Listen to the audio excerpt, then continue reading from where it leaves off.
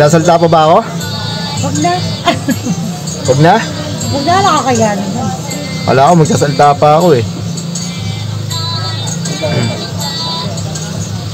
Tapos sasend ko sa'yo.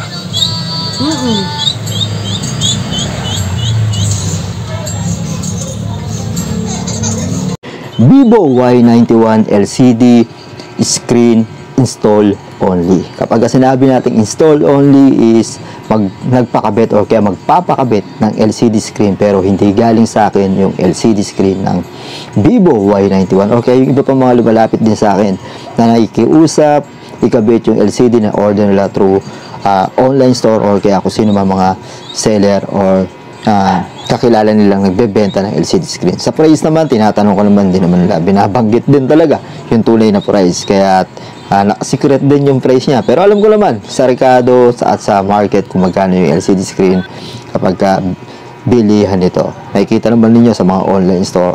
Kalat naman yan. Marami kahit sa mga iba pang apps nakakalat yung mga LCD screen ng mobile parts. So, okay, mga iba pang klase ng parts. At about naman sa install only. Kaya pinadikit lang sa akin to, then nag-request na videoan dahil nga isasend niya ron sa kanyang relatives yung LCD na in-order through sa isang application para daw i-promote yung kanyang LCD.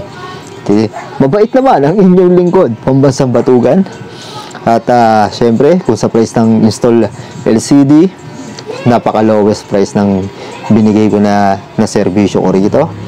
At about naman sa lahat ng nag-order through online, masasabi ko lang sa inyo at i-remind ko lang kayo, i-check nyo mabuti yung LCD screen na i-order nyo at si seller, paamya umiyak kayo.